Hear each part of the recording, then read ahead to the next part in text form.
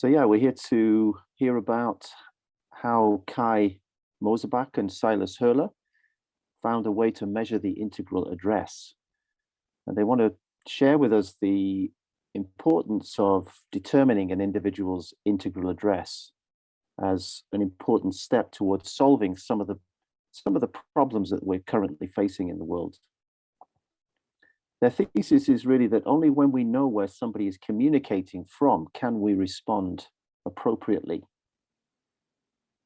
And while there are already some approaches to evaluate one or two of these developmental lines, their urgency is that we must strive for a more complete picture, including all relevant lines and fundamental development typology. And in their consulting work, they realized how crucial the integral address is to deal with the problems of our generation and our children's generation. And one very important step in this endeavor is their creation of what they call the integral address identification tool, which they're going to be sharing with us today. Silas and Kai have been cleaning up and growing up together for many years.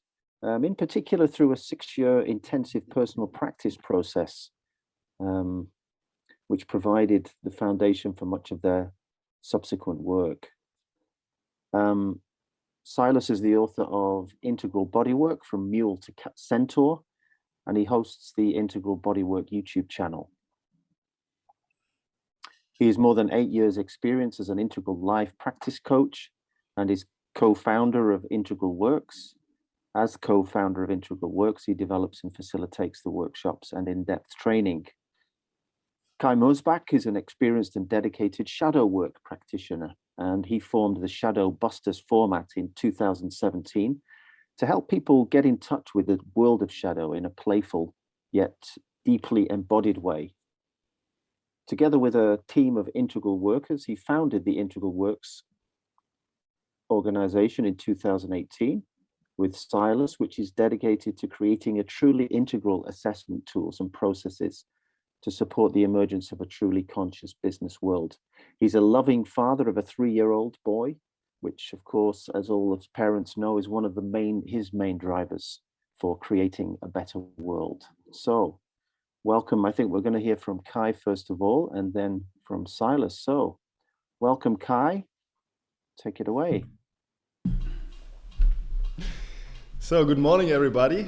Thank you, Malcolm, for this brief introduction of what we do. I would like to give more of the broad picture before Silas later goes into the nasty details.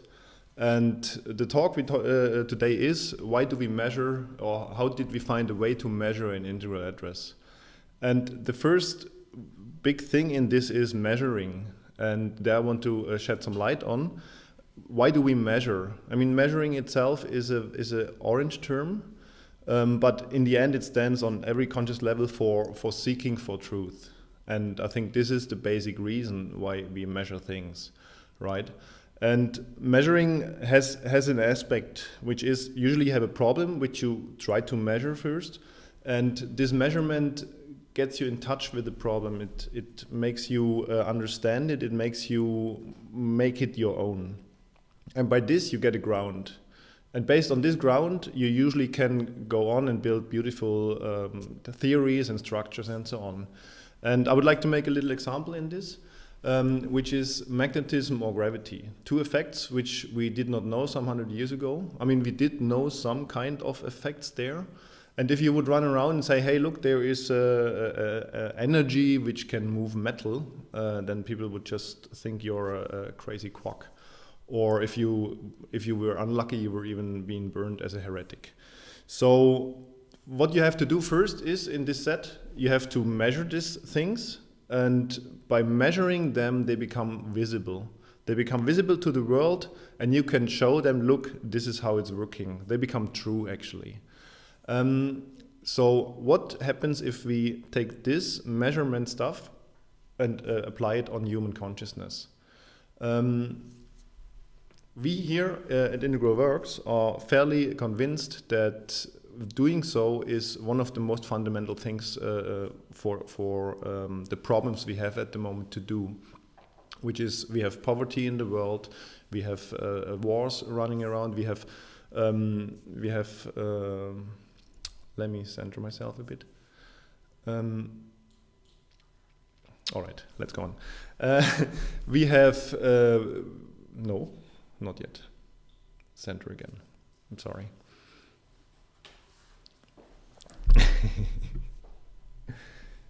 All right. I skipped one step, which is the cosmic or integral address. Actually, I would first of all define what we understand of this. And Wilbur defined the cosmic address some years ago as something which defines the location in the Aqual map of everything. This is for us a bit too perfect because we cannot define or we don't want to define the integral address of everything, but we want to define the address of human consciousness, which is what we call the integral address. It's a subset of the cosmic address, and it basically consists of 4 or 5 developmental lines, which we think are the most important for a human being. That's the values, the worldview, the self-view, morality, and also cognition. The needs. I always skip the needs, actually. And we usually spice this up with a good typology. In our case, it's the Enneagram. You can take also other ones. We are just a big fan of this one.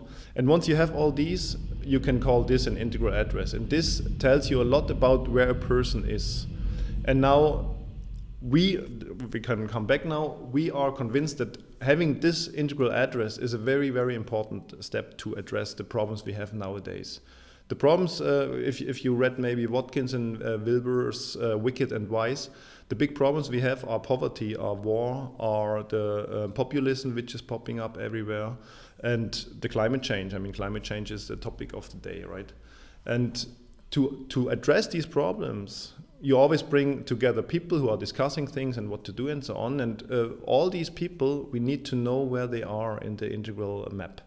Because if you don't know that, you have a big tohuwabohu about who is talking what, with whom, about what, and you don't even know where they are talking from. Sounds a bit complicated maybe, so I would like to make a small example, a small real-life example, US politics. I think most of you watched the US politics in the last years because it was a very intensive time. And I would like to make a simple integral view on this, because a lot of people don't really understand what is going on there ultimately. And if you bring in the integral perspective, there is one very simple view, which means at the moment in the US, we have a clash of consciousness levels. At least 2, 3, maybe even 4. And this is, from our view, basically the green level, which is right now in government with the Democrats. And the green level has a big problem to understand why there's 50% of the country not sharing their values, not understanding what is so important of what they want to do. But they have no clue why that is. Then we have the orange level, which is just shaking its head about all the scientific ignorance from the green level as well as from the amber level. And then at last we have the amber level, which is just feeling misunderstood and overruled by the establishment. And here and there, if you saw the run for Capitol Hill in January, here and there you even have reds barking out in between, which just doesn't give about anything and just wants to destroy things. And these different levels are fighting at the moment. And if you can view it from this side, it becomes a completely different phase, the whole story. And from our perspective, it's very important to understand that people have these addresses and where they are. And only then we can go on in discussing proper solutions. So, yeah, I think I let you think.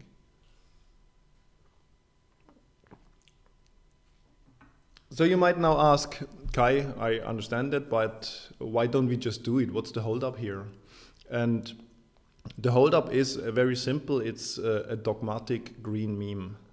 And I don't want to bash green too much at this point because most of the values of green are very good. It's just the strongest need of green is equality, striving for equality in everything. And this is, if it's too dogmatic, it's a very difficult and dangerous thing, I think. I would make a small little example here as well, because we work a lot with pictures. If you are a doctor and you believe strongly that every person is equal, identical inside, then most probably you will do more harm than you help. With this picture, I would like to hand over to Silas, who gives us more of the technical details. Thank you, Kai. Hello, everyone. I'm Silas, and I'm very glad to be here. I'm also a co-founder of Integral Works, as you heard, and very involved in this project. And I'm going to talk today about what the integral address is, how we measure it, and why you should care. So first of all, I want to do a quick poll. So the question is, do you feel familiar, it's a yes or no question, do you feel familiar with the integral theory? Do you know what the stages are about, what the quadrants are about, how the lines work? If you can say yes to this, please raise your hand, click the little emoji button and click your hand so Malcolm can count and give me a rough percentage. Oh, I see the hands coming up. Very good. You can see them, Kai. Silas. I just see a few. I just see the 6 first. 4, 5, 6, 7, 8, 9, 10, 11. Yeah, we have 12 out of 23 of us. So yeah, roughly 50%. Roughly 50%. Say yes to your question. Okay, so in that case, let me very quickly talk you through the theory. This is, I don't know, maybe you've seen this before. This is our model that we use in cases like this. This is the three of the most important parts of AQUAL in one place. So what you have is, you have the colors, which represent the stages. You also see here, they have a chronological order in your life, but also in history. They evolved in human history. They start deeper than red. We don't start at the beginning in this picture, and we also don't end in the end. There's much more going on here. But these are the ones that are currently active in society in a meaningful way. Each higher stage encompasses the lower one, which means it builds up on it and it adds a world of complexity to it. And yeah, I think that's the stages. That's the important part of the stages. Kai mentioned actually the green, the orange, the amber, and the red. Here at the IEC, we are particularly interested in second tier. So there's this line here which represents the jump to second tier. So teal and turquoise. That's the stages. Now, telling somebody he's on a particular stage is never true, because it's not that simple. People aren't that simple. For example, we can clearly make out, and this has been found when researching the human development, we can clearly make out these developmental lines, which you can imagine something like competencies. So you are on a particular stage in a particular line. For example, cognition, which is described down here actually on this one.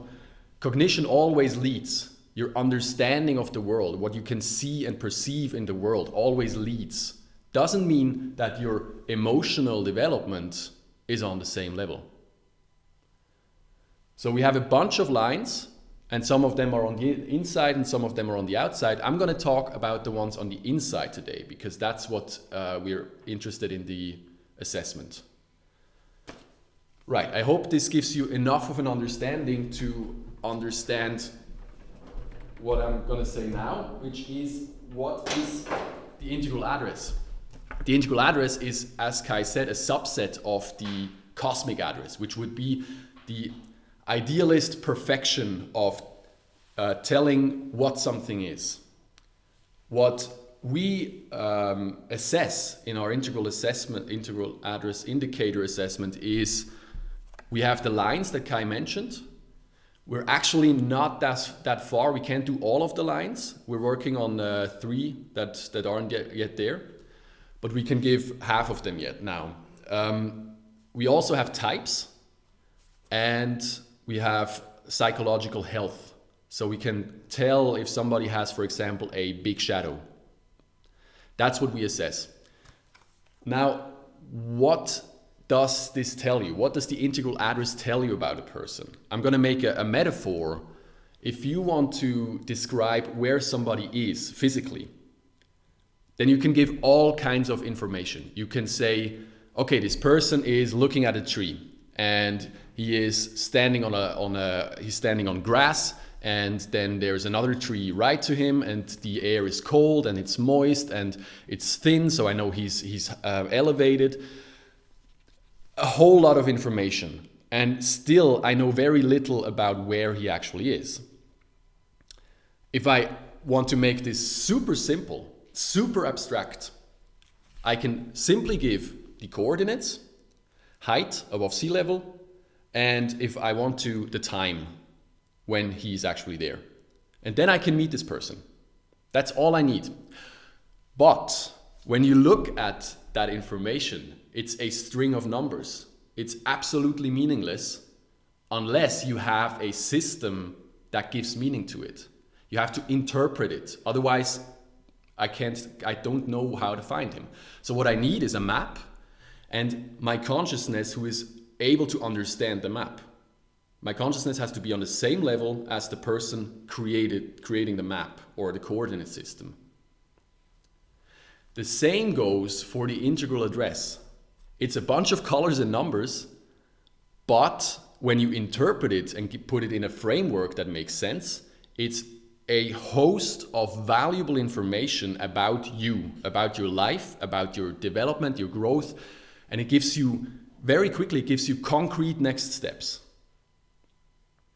That's what we want to do, and that's what the integral address is.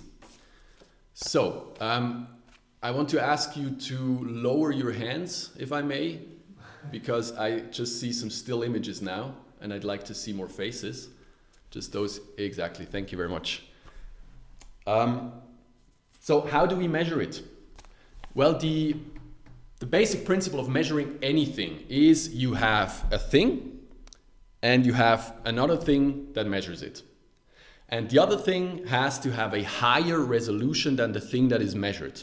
Let me give you an example. You are now looking at a screen. If you want to find out the resolution of that screen, the pixel count, you can take a snapshot. You can take a camera, make a picture, and count out the pixels.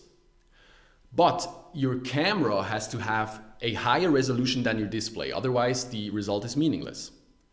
And you know when the result is meaningless because you get the same resolution as your camera. So you know to discard this. Now this goes for measuring anything. And it also goes for measuring consciousness. You have the thing that is measured, which is a person, a human consciousness. And you have another human consciousness looking at it. And that human consciousness has to have a higher resolution than the one that it's looking at. Otherwise, it will simply see how far it can see. If the other person is above their head, is on a higher level, they won't see all of them, all of that person. But they can tell that they can't see all of that person. Basically, that's it. Basically, that's all you need to measure the integral address.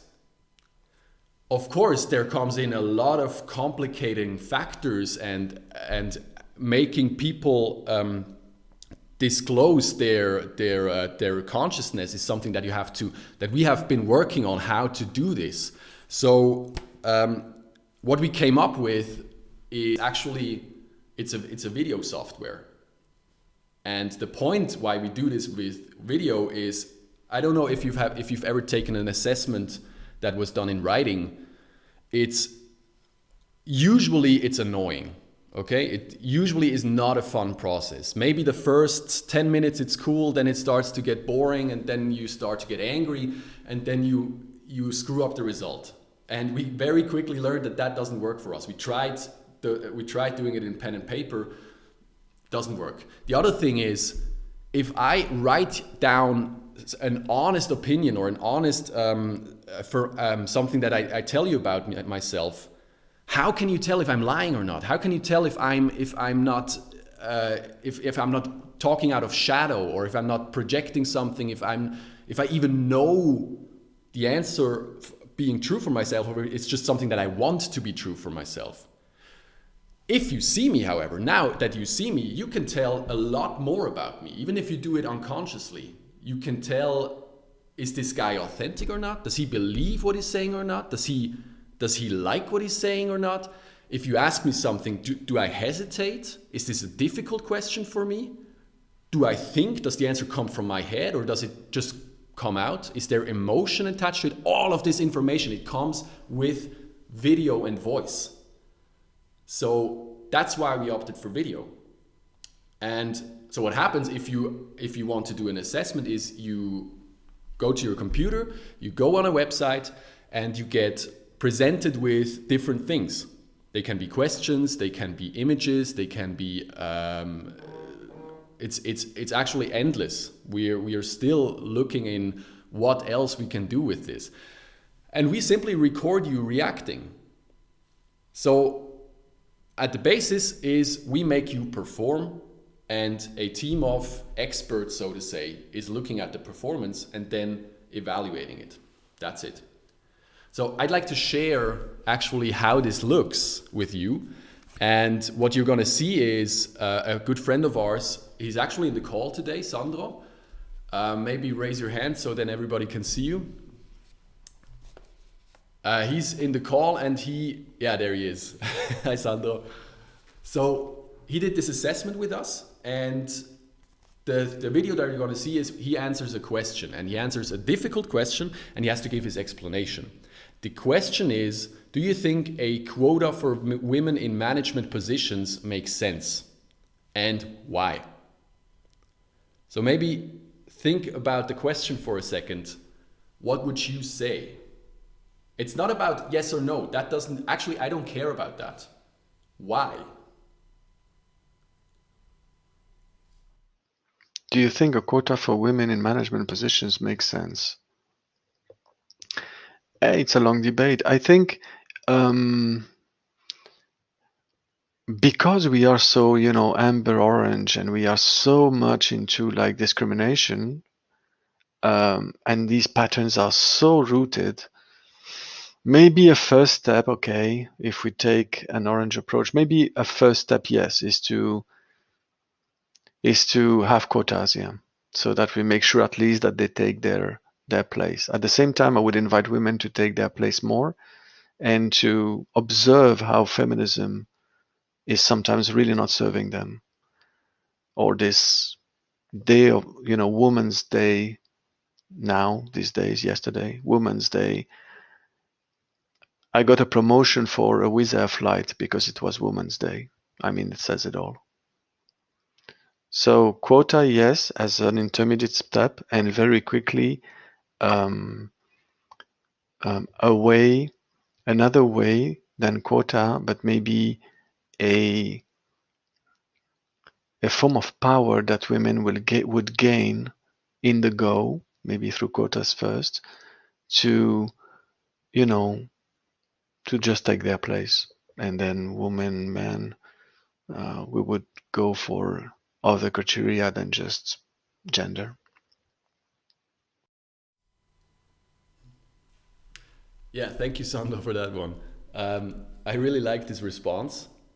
And I'm just imagining, there was a few people coming in halfway through. I'm just imagining what they now saw, and it would make absolutely no sense, or they just think, what the fuck is he talking about? So this is a result that we get, that we now evaluate. I'm going to do that very quickly. What I get from Sandro is a very measured response. Okay, he has distance to this topic. That he's not that involved. He doesn't have a horse in this race, and also his answer is yes, right? But he immediately tells us why he doesn't actually like the answer. So he's not happy about it. It's not a simple solution. That points me in the direction of second tier, because first tier to this sort of topic usually has a simple solution. It depends what it is, but usually there's a simple solution and they know they are right with this. Even green. So that points me into second tier, and now I give we give Sandro a couple of more of these, and then we can actually pin down his values in this case pretty well, pretty precisely. So keep in mind, I just did this now really quickly by myself. This is not how we do it in real life. It's a much more delicate process. There's a bunch of people conversing about this, discussing it. We each know our shadows, our blind spots. We each know our own height, our altitude. So this here is not representative, but I want to show you how it works. I also now would like to show this in real life with one of you guys. So I need a volunteer and to step forward and answer one of these questions for me. So who wants to raise their hands? There we have someone. Malcolm, can you unmute him?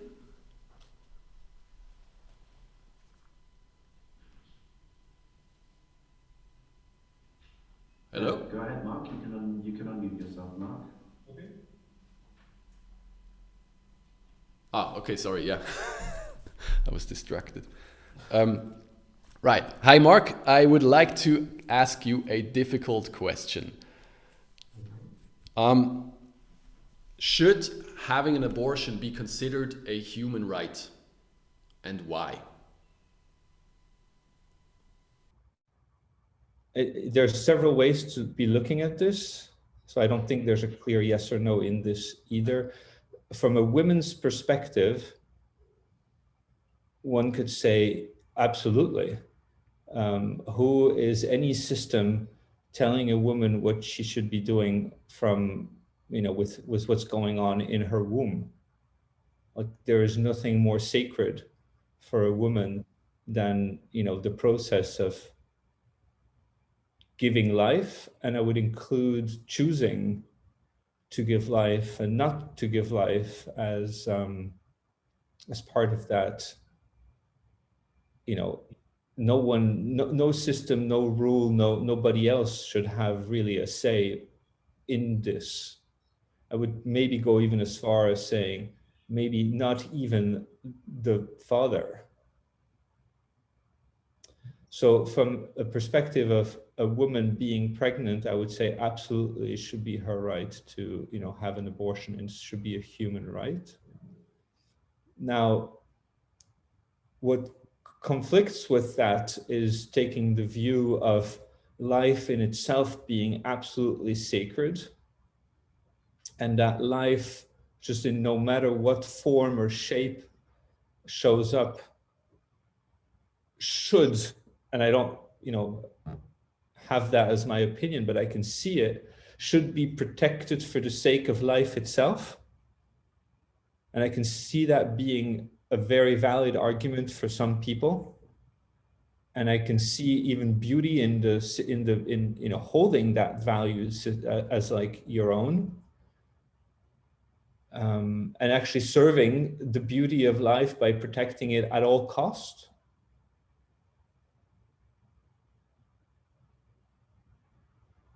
I don't have a clear answer to you, but I can really see both sides of the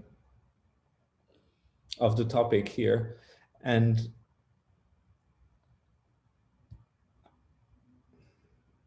I think life can be honored in different ways than protecting it at all costs by law or obligation.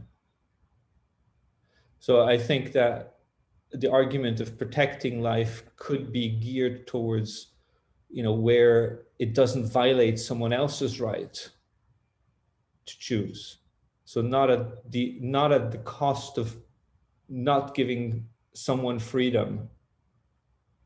So I would raise the value of protecting life, but bring it to a different domain. And there's beauty in protecting life, because we are life, and we are protecting ourselves when we are protecting, or when we seemingly want to protect the life by telling a woman what to do. we actually want to maybe take care of ourselves, but maybe there's other ways of doing that. And so, yeah, I'm not sure my answer is even clear. Am I at the end of this, or should I keep going? No, I think it's enough. Thank you, Mark. So again, you see the same thing going on with as with Sandro. Sandro had a clear yes and no or no answer, but he's conflicted, as are you, and for a good reason, and that is that you see the perspective of green. Green says exactly what you said in the beginning. It's a woman's choice. It's her body and it's her emotions that are attached to this child. So she is the only one who can tell if it's okay or not. Then again, what green typically can't take is the perspective that you said in the second part, the value of life, which is what usually amber brings in. And these are the ones that are at odds outside in the world. They don't talk to each other and they don't understand each other. What you did now was you hold both of these perspectives in your mind, and you can switch back and forth. You see that both have truth. That again tells me that you must be above green, because you're not attached to your perspective.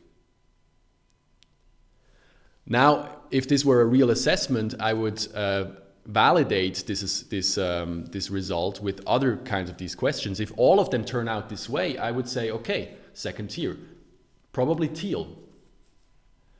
In what we're talking about again is values here. Okay, so we have this result for that line now. Again, this is very simplified, and we would never do it in this way, but that's what we're getting from this answer. So, do you want another one? I mean, I don't mean you, Mark. It's okay. I mean somebody else. Any other volunteer? Or actually maybe someone here? We do have real people here, just so you know. Who's up? No? Nobody wants on stage. Anyone else? Okay, then we skip it. Just so you know, the next question would have been... there we go. Just in time.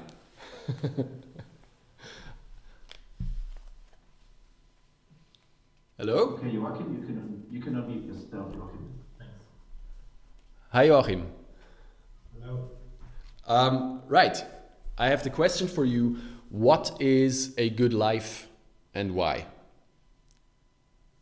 Wow, that was a tough one. What do you expect?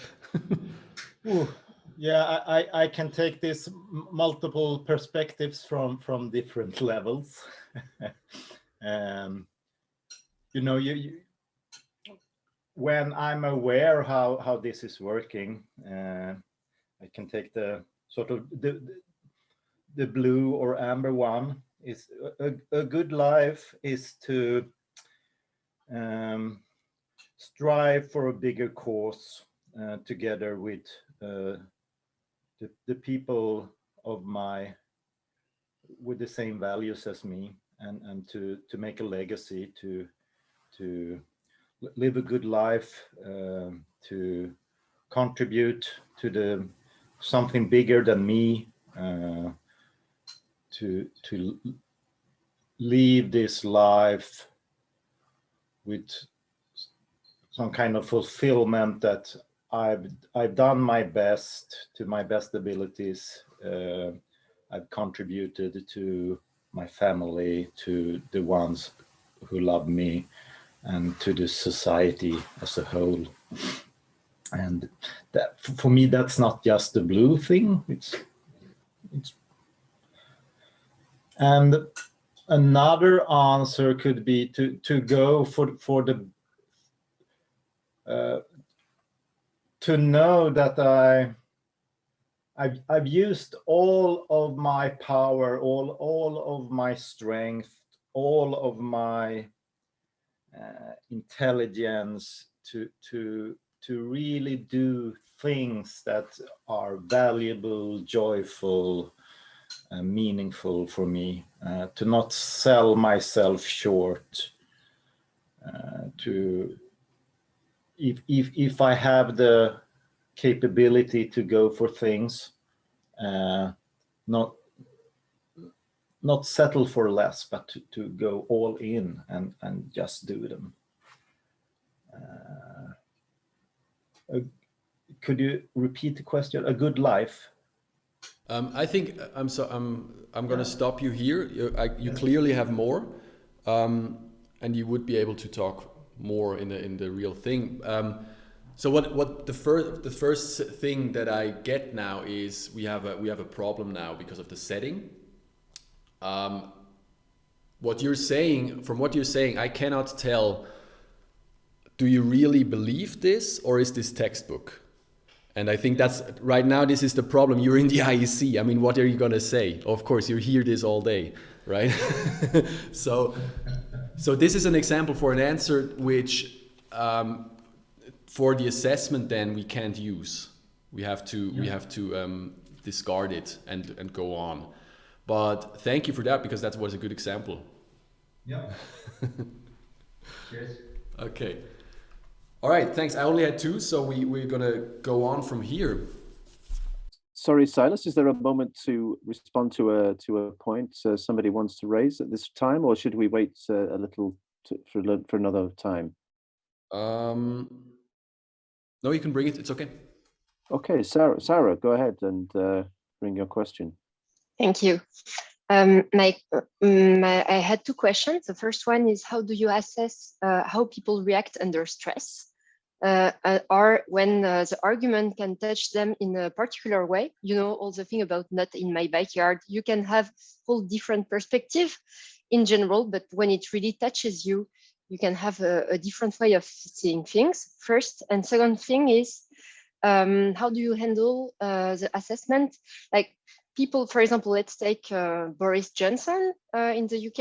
I think it's someone who can hold different perspective, but then people can choose. It's not because you can handle different perspectives that you choose to act in the best, with your heart in some way, or ethics are different. So how do you handle these two things? Stress and the difference between holding perspectives and also the ethical decision you do behind it.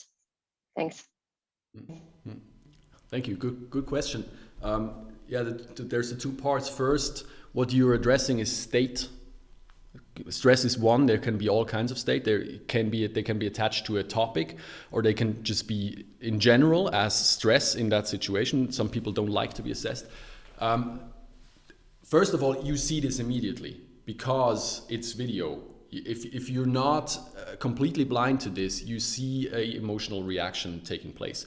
So, for example, what a problem is that we face, if we raise a topic that triggers a person because they have a problem there, they are very passionate about this, then we have to weigh this out with other topics. So the whole assessment is spread out very broadly because of this, so that we get a broad picture. And if you react strongly somewhere, we have other examples that can confirm or negate that result. That's how we deal with the state. The second part of your question is it's actually very simple to answer. What you're talking about is walking the talk. Some people only have to talk, which you gave Boris Johnson as an example. He's just very clever, okay? He's highly developed, which makes him able to hold these perspectives. That's the result. Cognition is, I don't know where, up high. He would have to do the assessment. But then we have all the other lines. So we don't just assess this, we also assess, for example, values, as you've seen, but morality is the application of these values. How do you are these values really how you would act in a real situation? And that gives us a clearer picture. But it's very important, because walking the talk is something if you don't know this, then politics is a good example of that. Often you don't know. I hope that answers your question. Right, so going from this result that I now have of these two guys, or that I would have, what happens next? So now we have the integral address, we have the little string of numbers and colors. What do we do with this now? Well, we have to interpret it. We have to put in content. And this we can do because we know all kinds of things about these people. Where do they work? What do they do? Where do they live? How do they go about their day? Are they married? Do they have children? What is their life about? And then we can apply the knowledge that we have from the address. For example, a result can be, you're not going to be happy in your job. We know who you are now, and we know where you work, and this is a no fit. So give it up. Stop trying. This can be a result, and these sort of results are usually very life-changing, transformational, but also not that, well, you're not going to like hearing that. Very importantly, we never hand out results in print or in text. We always give it in person. This can be either us, or this can be a coach that we trust. When the client, for example, has come through a coach to us, and then we give the result to the coach and they give it in person so they can talk about it, because this has to be a process. This is a process of understanding. And part of that understanding is, because we know who this person is, because we know the stages, we can give them the results in a way that makes sense to them. We can give them what they need to know. We don't give them what we write down, because oftentimes that doesn't make sense to them. Okay, this is very, very crucial. Just as a quick example of how this can look in real life, we had one client who did the assessment, and her result was, first of all, she was psychologically very, very healthy, very wholesome and a good life. Second was very social person. She bloomed when she was in contact with people. But in her work, she was stuck at home in front of the computer. And in the best case, in a video call, in the best case. So the interpretation, or the tip that we gave her was, you have this gift. You have this gift of this empathy, and take this seriously. Use this. Change your work life in a way that gives you at least 2 days where you only work with people directly, where you go to the place, you talk to the people involved, no emails, no schedules, just human contact. And for the reaction that we got from her it was like, wow, this is something that I felt somehow in the back of my heart, in a way. I knew this, but I would have never taken it seriously. But if somebody, like expert opinion, whatever you see in that, if gives value to this, now I can take it seriously. So that's the sort of situation that you get into, which is cool. It's absolutely amazing. Right, so I'm gonna very quickly talk about where we stand with this project. So what we can do, we can reliably assess the Enneagram type and the gender polarity. So these are the two typologies that we use. We can do the developmental lines, worldview, values, needs. Those we can do reliably. Authenticity in every answer, of course, and big shadows. We always, the big shadows, they just jump out. The small ones you can't find out unless you touch a certain topic, but the big ones, for example, if somebody has a major shadow in their sexual desire, this just jumps out. So we catch these. That gives us a picture of the psychological health. What we want to implement and what we are working on is cognition, morality, and self-identity. Those are the ones that we hope will be coming next, and then we think that's enough. I think that's pretty good. And also scalability of the whole process, because right now we're a small team of evaluators and we need to train people to do this with us, which means, of course, their resolution has to grow, which means transformation. We do have certain blind spots that we know about. So the first major one is culture and the Enneagram, or ethnicity and the Enneagram. Because we have a large subset of examples of people here in the Western hemisphere that we can reliably tell the Enneagram, but as soon as, for example, somebody from Asia comes in, or from Africa, it gets very shaky. Okay, so what we would need in order to do this is either move there for a couple of years, or just have people helping us with this that have a lot of experience in this work. And what we can also say is that we can only assess up to teal reliably. We can oftentimes distinct turquoise from teal, but not always. And as soon as we go to indigo, to third tier, it's over. First, because we don't have enough people, it's not enough examples. And second is our own development, which is a limit always. So up to teal, we're good. And I think that's, for us, that's the main audience. All right, so now you know what we do and how we do it. And I want to just in the end briefly touch on how we came here and why we came to do this. So we're at the very core, we are a coaching company. Our main job is coaching people. And what is coaching? Fundamentally, it is making people happy. That's our job. What do you do in order to make other people happy is you find out who they are. You find out where their topics are, what they want to work on, what they should work on. Maybe that's not the same sometimes. And you give them something. You give them advice, you give them practice, you give them even just conversation. But the first part of this is crucial. Find out who that person is.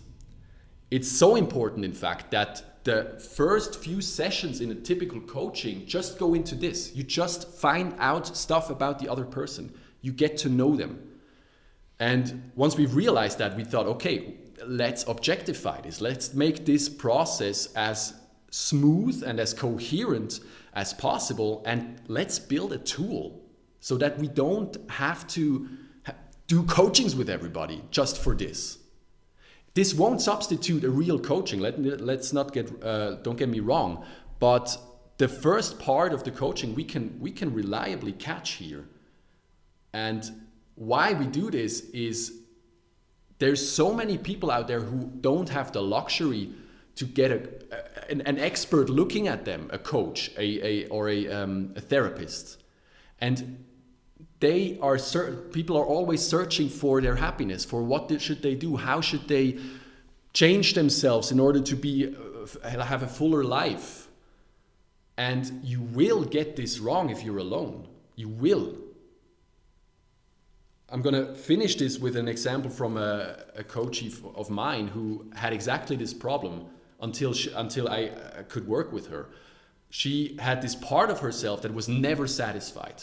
She was never happy because there was always something small bothering her. And she would get angry and she would hate herself for getting angry at all this little stuff. And so what she did was yoga and meditation, which is fine. But the problem is she did it to cover this up. She wanted, more than anything, that's her own words, she wanted equanimity. She wanted calmness in her emotional state. But she put it on top of the emotional storm. And nobody there told her that because probably they all did the same thing. And so what I could tell her was, it doesn't work that way. You have this emotional storm in you. Take it seriously. Go through it. Work with it. Bring it into the world. It's actually a gift. Behind that anger, there is care. After that, there will be calmness. That's what we want to achieve. that's most of it. It feels weird to go to the practical part now. I'm gonna mention this later. I'm gonna hand over to Kai now, and leave you in his hands. Thank you. So, Kai or Silas, is there an opportunity for some further questions at this point, or? I can quickly address it, Malcolm. I think we should collect the questions for the Q&A. I see. We are more or less through anyway, so later, yeah. Okay. Yes. Great. All right. Thank you, Silas, for the insights. It was good. I would like to bring it back a bit on a higher level again, which is we are very convinced that being able to measure this stuff reliably will change the world. We are very, very convinced that it is very needed to bring the level of consciousness into a common knowledge, and this is only possible when we start to measure the things. It's a bit like if you go to a scientific orange doctor nowadays. He usually will do two things very quickly. He will do an X-ray of you or a blood test, and he will do this just to know you better upfront. And we are highly convinced this is also needed in the conscious levels, in the understanding of this, because if so, it becomes a general truth. It will be very simply there for everybody, like X-ray devices nowadays. And why we do this, or why I personally do this, is when I was young, I was a fairly happy kid, I think, as much as I can remember. And my son now is 3 years old, and I personally can see the world becoming more and more shitty. And I want my son and the children, overall, I love children somehow, I want them to be able to have just the same world as I had. And at the moment, all the problems I see are not making this possible, and I think we have to act soon. And I guess, and I hope everybody of you has someone like this, which will also bring you forward in pushing the world in this direction. Thank you.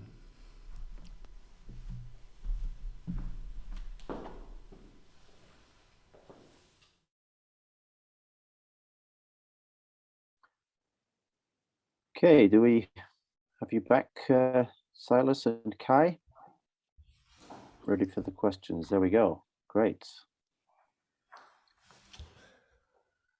So I'd like to invite, first of all, anybody who wants to just raise their hand and ask a question directly, and then we'll come to the questions that people have very carefully and wonderfully put into the chat box. Yeah? Okay. Anybody want to go directly? Please show a hand, and I'll enable you to unmute yourself.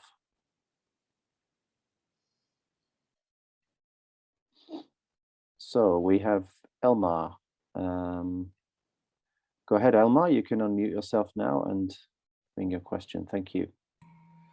Yeah, my question is the cosmic address, according to Ken Wilber. Oh, why can we not hear? I heard him. We do hear him, yeah. I'm unmuted.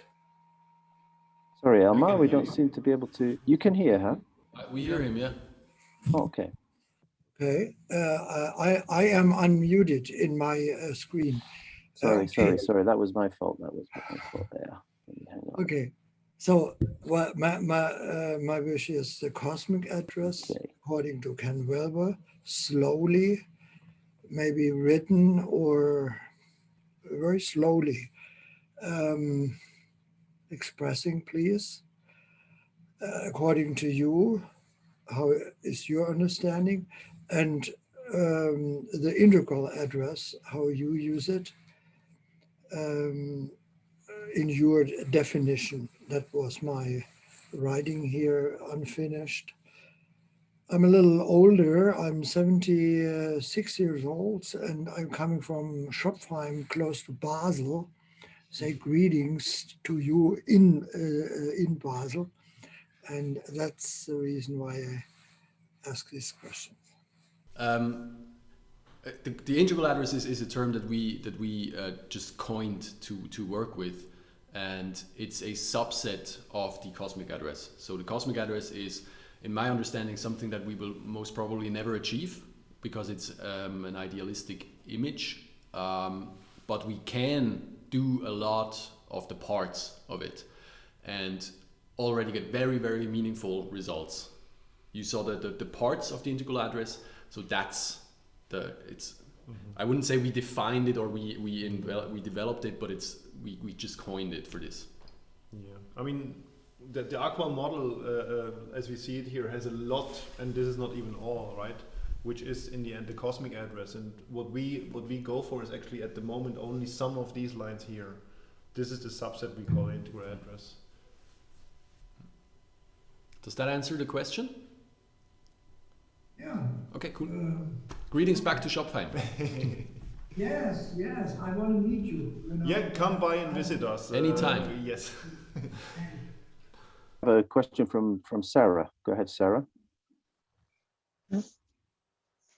Thank you. My question was actually about how you expect to develop it, and like, have you already tried this whole model with existing companies, and what were the feedback you had even after the people entered inside the company?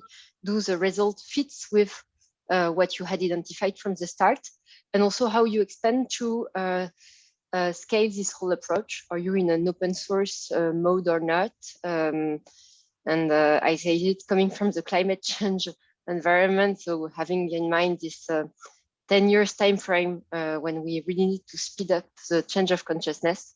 So yeah, these two questions, like scale up and feedback from existing first tests. Do you want to take it? I can start with it at least, yeah. Basically, at the moment, we strongly use it internally. I mean, with our external customers, but we use the results for us. Besides 2 or 3 times when another coach, which is not us, used the results. But the feedback usually of the people is from our understanding, and that's also why we push on there, is very good, because it's as Silas said, it's not like writing ages of pages. It's a very natural way to actually show yourself, right? And this, I think, the people enjoy a lot.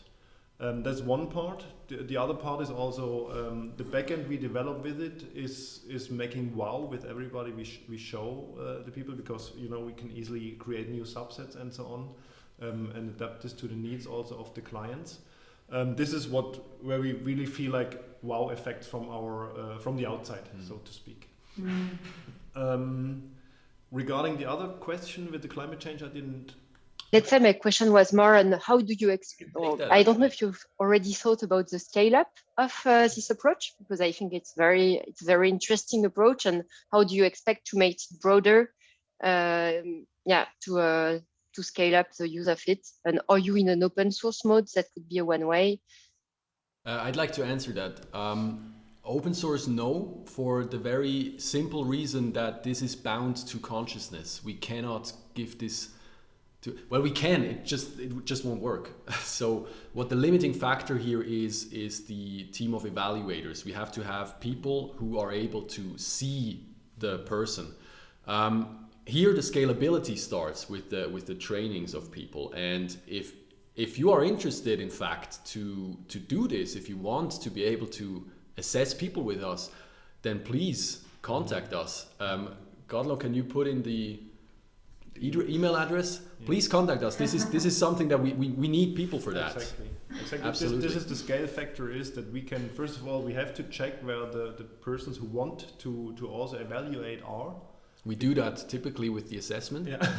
Because I mean, as Silas brought as an example, we need to check if the camera you are actually is having enough resolution, right? And then perfect. I mean, we this is actually why we also go out now. We need that. Thanks for the answer, and congrats for the project. Very interesting. Thank you. Thank you. Thank you. Thanks, Sarah. So I want to hand over to Olaf for your question. Okay, you can hear me, right? No? Yes, we can hear you, Olof. Yeah, we can hear you. Yeah. Okay. So I wonder about the reliability of these measurements.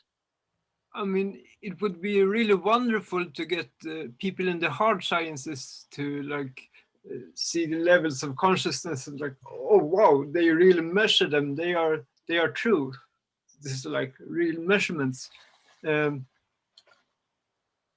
I don't know, like standards in psychology and that are like of measurements, but generally, like how reliable are these measurements?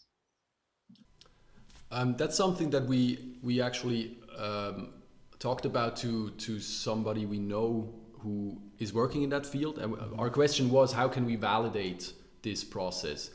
And we got a little information about that. And what the result is, at the moment, it doesn't make sense to do it, because what we would do is we have this small team of evaluators and we would just see if each of us gets the same results, what we already do. So this isn't valuable at the moment. It becomes definitely valuable when more people are at it. And then simply the validity claim, maybe there's a university behind it. This will give a lot of credibility to it, but it's not a priority at the moment. Even though I would like to add one thing, because we also want to objectify as much as possible, right? This is, and it's needed. And this is another process we are just starting at the moment, which we would call get to know each other. And that's a field study, I would say, where we invite people here and interview them, but in a very open sense. Like, I've never seen this person before, and I try to get to know to this person within as quick as possible. And out of this, we will try to get the essence of what is it. So this is the field study, which is just I have to unlock it now. Silas is marrying tomorrow, so this is a big blocker true. At the moment for all of our resources. And afterwards, most probably in June, we're gonna push for these projects, because we know this. We have to get more of a base. We get already very good results from our own perception, but we want to objectify as much as possible. So congratulations, Silas. Thank you. You will want like another completely independent group look at the same thing and came up with something similar that you do. You can point to, okay, at least two, maybe more completely independent groups get these results. Great. That would probably be the first step, because it's easier than training a newbie. Just train an experienced integral coach, for example. So, do you know any other groups, people doing this? I heard it's a bit rumors through channels that in Canada there is an integral coach who was working together with Rob McNamara, I think, who's in the very close circle of Ken Wilber. They were trying similar things some 1 or 2 years ago. I don't know more details now because I just learned it yesterday. And they tried a similar thing, whatever that is. And I'm pretty sure, because we have now a stronger connection there, that we also get in touch closer with them and check where are they. I think they dropped it, actually. That's a bit the sad news for us. But still, I think there is already a lot of knowledge and understanding which would help us. So we clearly will reach out there also as a next step to maybe bring this even together. Because what I said in my ending words is, we are convinced it has to become something like an X-ray device, and it has to be kind of available to each coach which is working vertically in a very easy way. Like, you go to the doctor nowadays and you just make this scan, and the doctor knows more or less what is going on. There's no more question, and this is the goal, that it becomes this common knowledge, this common truth, actually. Thank you, Olaf. There is a question from a real life person. Sorry, from the real life audience. Yes. Yeah, okay, we stand up. Hi. So my question is this: you talked about written versus video interviews, and knowing a little bit about typing. There's a difference between introverts and extroverts, and I was wondering if you've been thinking about how maybe introverts would favor and function better written and extroverts maybe on video, and how do you account that in your assessment, that a spontaneous answer for an extrovert might be more natural? And is there an effect, and do you account for it, and anything around that? I'm just curious. Thanks. Okay. I think I start and you complete. As always. As always, my first input to this is that, first of all, the written version from our perspective always goes through the head. You always have to think it through. And I think this is one of the big issues overall in the written thing. And this is why we completely disfavor it, actually, right? And regarding to the very question of yours, I think even an extrovert, if you see that the extrovert person, you would see mainly, first of all, that he's an extrovert. Because usually, even if it's a spontaneous answer, it's not, I'm a very extrovert person and I know myself there. My answers are usually not too thoughtful, like too connected. They're more like what pops up and I just spit it out, right? So I think in there, the video tool, and I understand also a bit what you mean, that a person which is shy might not be opening up so easy in the video. I still think the video tool even there covers a lot. And what we are also aware of the fact that we've seen it in the videos that some people are like easily but not very deep. And on the other hand, also people which are really like thinking it through and also closed. And we take this into account in a way that the beginning of our whole setup is first off, like a bit like in a coaching, we try to open the person in like and to get a certain psychological safety. Like there's simple questions. There's maybe like this is we have to have this, and I'm completely with you. The first moments have to first of all settle the person and give it like a feeling of feeling comfortable. And we called it a bit the lobby effect. Like, and this is what we have to achieve. It's clear.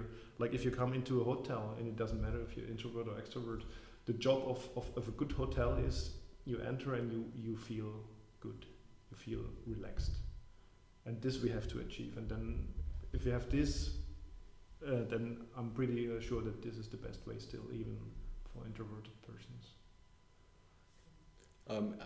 I just want to add, I don't completely agree with you.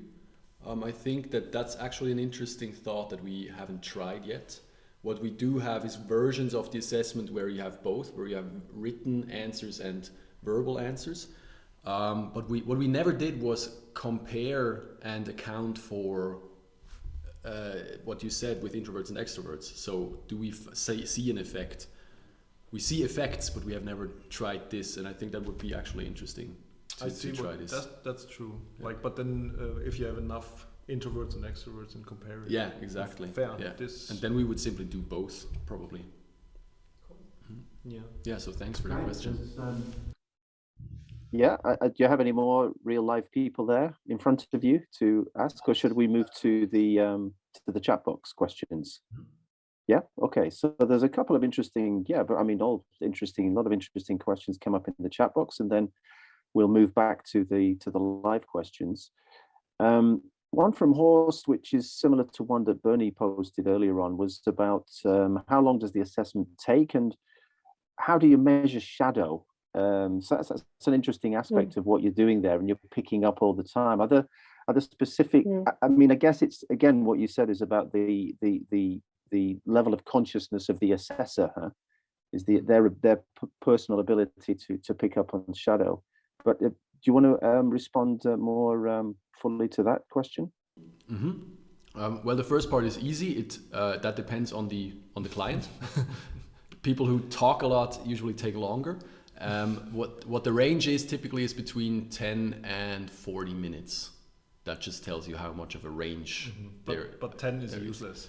Usually. No, that's not true. We had a very good one with your coachee just a couple of weeks ago, which was 12 minutes, but that's all you need. Okay, I don't remember. You don't remember that? No. Okay. Yeah, it was very short. Anyway, that already tells us again something about this person. That's true. So giving long, just long thoughts is characteristic of certain people, and that we can give as a feedback. Regarding the shadow, I'm not quite sure what the actual question is. How do we deal with the shadow? How do you measure shadow? How do we measure the shadow? So how do we spot it? And the question from Bernie was about how do you take into account the subconscious and unconscious factors of what's going on in an individual. Again, one thing that we do is do a very broad spectrum of content, so that immediately, if we see, okay, he's behaving the same way, but then it spikes, then we get a huge emotional response. We know there's something there in that topic. Otherwise, we tried to actually go for the shadow. So we did an assessment that was looking for shadows, and it didn't really work. So we discarded that, and what we do is simply, there comes in the great experience that we have as coaches, and that we hope we can bring in more people who have this. When you talk to somebody about important topics, the shadow is subtly visible. That's the data that we have. I mean, I think there it helps that, as you said in the beginning, our experience in shadow groups is now, I think, added up 18 years, the two of us only. And as we also said, we are at least 3 coaches measuring or evaluating. So I think we have a strong experience there in what we've already seen. And that easily then tells you, look, as Leah said, there is a peak, and it makes fairly quickly, like, it goes into red shadow or into whatever. It takes a quality quickly. Mm-hmm. Thank you. So I'm going to just ask Alexander, put in a very interesting question. I'm not sure, Alexander, if you want to deliver that directly or whether you would like me just to read from the chat box, but go ahead. You can bring up this question directly. Yeah. Something in the presentation was making me feel quite apprehensive, because I was wondering whether it isn't also Google and Facebook and the others trying to do the same, to measure and thus control people and people's behavior. And I'm reminded of the novel by Dave Eggers, The Circle, where people are being put in a kind of rat race, or like 360-degree feedbacks being used now, where people come into a position where they are subtly or directly imposed or motivated to perform always, to always try to comply better, to perform better. And by being under that kind of control, I guess I'm a little bit apprehensive about that way of measuring from the outside and saying, you have the right view, you are the better camera. Somehow I would think it would be, it would feel better for me to train the person to look at himself or herself. Okay, but you're trying it the other way. Yeah, actually, this is a very important point that you raise, and something that we are very aware of. Mm-hmm. As with any tool, it can be used for good and bad, and the only way that we can make sure that it is not used for bad is very simply, if somebody comes to us and wants to do an assessment, we assess them, and so we know their motivation. This works as long as this thing is in our hands. You know, we have total control at the moment, but that problem that you raised will come up as soon as we scale up. Then we will have to think a lot about this. How can we make sure that it's not used for bad? What I would like to add is what I feel in your concern is or what is missing somehow is the question for the motivation. Right, because if you believe that our motivation is bad, then clearly I'm completely with you. But I'm convinced that at a certain level of consciousness, you cannot have a bad motivation in that sense anymore. Like if you understand how growth works and you're surrendering to this, you cannot misuse it somehow anymore. That's my perception. If the other lines move with the cognition. Very high aspiration. Hope you you will get it done. It's not even my that's my understanding of growth, and I take myself like somehow out and also somehow not, because I know I'm somewhere in this stream of growth. And I think the most important I can do for myself is really check and see where I am in this growth, and always check my motivations. That's, I think, that's the most important thing. And as Silas said, if this is not there, then it becomes very quickly dangerous, and then completely with you. I've been through a number of teachings and schools and groups, and I've seen quite a bit of abuse too, where people are telling other people where they are at, and so that's why I'm cautious in that context. And you're right to be. That's I get that. Thanks, Alexander. There's a question from Tibor, which came up in the chat box earlier on. Been patiently waiting. Tibor, do you want to offer your question directly? Yes, I can do that.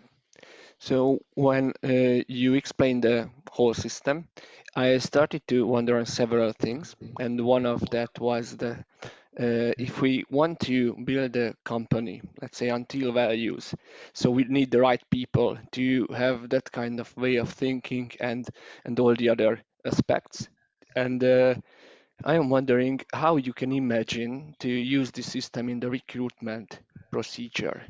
And also I wrote that based on my understanding, the interview is just the subset of the information, but we need a lot of more information to have an accurate understanding of the people, and also to see that this company is right for him or her, and in aligning with that, with the values he or she want to represent. What do you think about this? I'm going to take the first part because that's I didn't quite get the second. Maybe you have to repeat it later. What is cool is this immediately the interview process springs to mind, and for us as well. So when we had this, immediately we thought, oh wow, we got an interview tool. Let's just sell that. Make some bucks and then do the rest later. We absolutely want to do this, but not. We decided to do what you said, to go in depth, use this as an interview process in depth.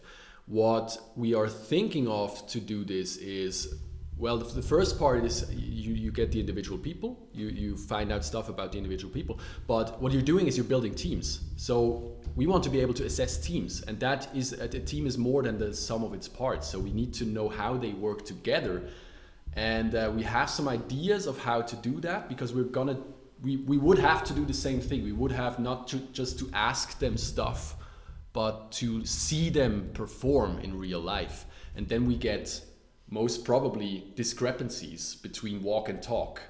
And so this will be extremely interesting. Does that answer your question? Yeah, yes, kind of.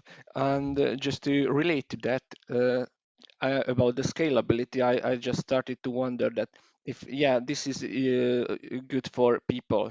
Also, I am familiar that you have this model for the organizations, and there are the teams. So between these two models, there are the teams. So based on these informations, we can just understand the person, how the team is behaving, what are the shadows in the team or something like that, and also in the organization.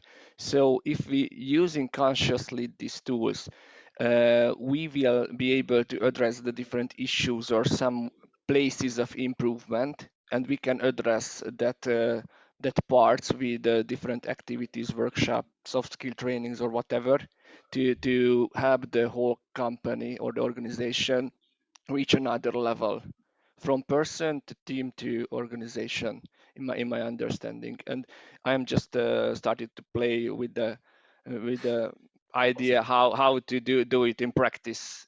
So thank you for sharing the system. Cool, thank you.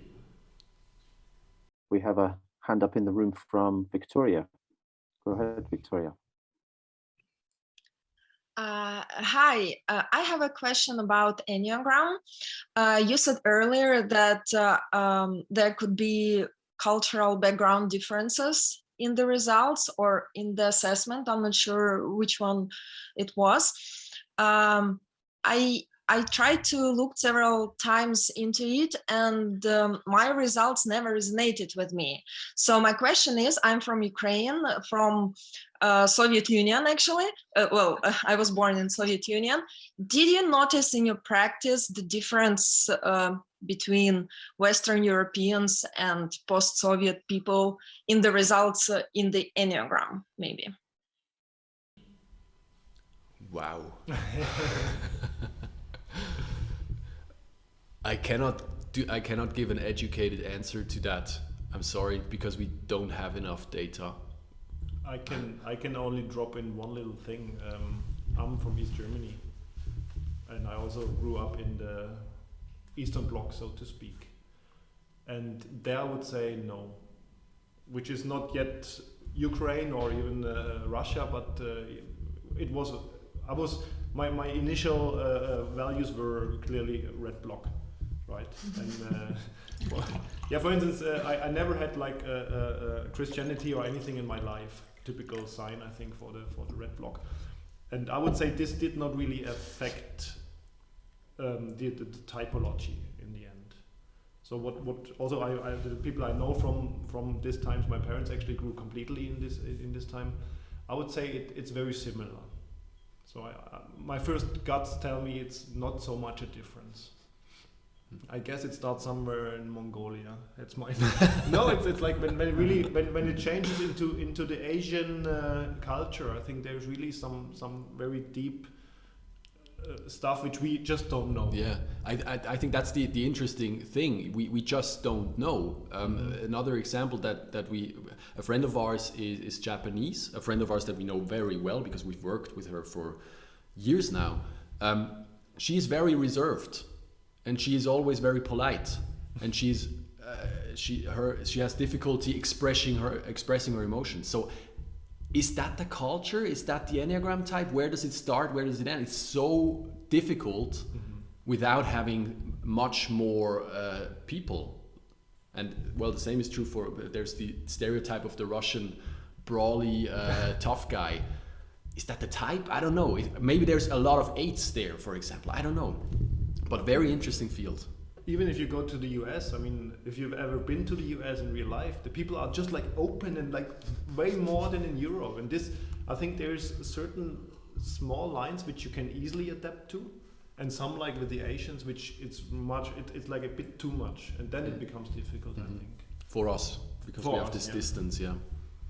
Thanks, guys. We've got a couple of minutes left. We've got Sandro who would like to ask a question. We've also got an interesting question from Wojciech in Poland. Who's, maybe you could respond to this quite quickly. Is, do you have any plans to use any big data or even AI elements in your assessment tool? Yes. We want to know. Actually, let me start again. We undergo a program in Switzerland here to get support for startups, and we got a coach for this who told us all the orange stuff and so on. And his first thing was like, hey, if you want to pitch it, you have to bring in AI. You have to bring in artificial intelligence, otherwise, and you have to make that much money. Otherwise, it's not an interesting project. And I'm a bit into this field from a personal background, but at the moment, no, just no way, because there is, I think, no artificial camera, which is good enough. And if there would be one, I would be super scared. Yeah, and rightly so. Yeah. There was a great presentation yesterday from Mihai in Berlin, who's developing a product, an AI, a virtual reality product, which is about, he's using it to help people understand their unconscious bias. Right? Actually, literally, you can put somebody in another person's skin. So perhaps, as things develop, there may be a means, huh? There may be, and again, for us, the goal is that the integral conscious level becomes a common knowledge. And if this helps, Completely agreed. I'm just going to add, for completeness, we are thinking of just implementing AI to help with the process of evaluation. Yes. For example, an AI could mark emotional parts of the video. That would be helping, but it will never, in our opinion, never be able to substitute the evaluator. No. Okay, so I'm aware that we've just run over time. I'm not sure whether you feel, Sandro, that we could have a very brief. It's not a question. Yes, it's not a question. It's actually my own experience of using that tool, and you know, I have this fresh first-hand experience with them. And what I can say is that when Silas debriefed me after taking the assessment, whatever the results were, I was so touched that he really was spot on my red shadow in this case about anger. And even if I remember what I said, the answers I gave and so on, I was still kind of surprised that he could find this lack of integration of the unhealthy part, or the healthy part in this case, of red, and this anger I had in me and so on. So that's just my testimonial. Is like, wow, I was really surprised by that.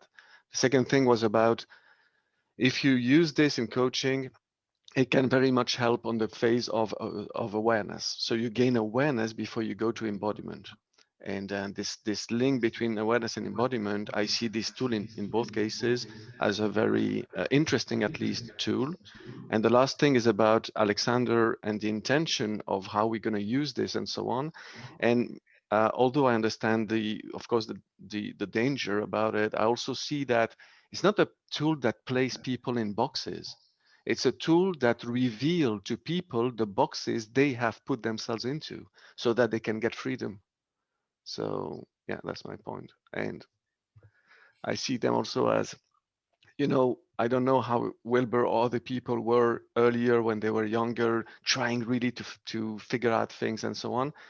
Yeah, maybe in 20 years, we will remember this as the very, very early stages of their work.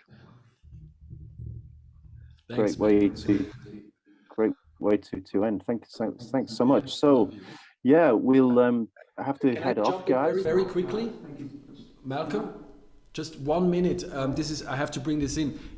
If you want to do the assessment, I mean, that's what if you want to do this, if you think, wow, cool, write us an email, and the first 10 people will do for free. Just try it out.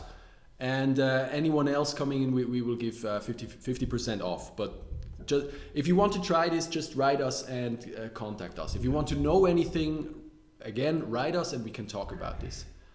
Sorry, I had to get that in. Thank you very much for everybody being here, and the questions and the interaction. It's been fantastic, and really loved the presentation. And yeah, let's say thanks so much for you guys.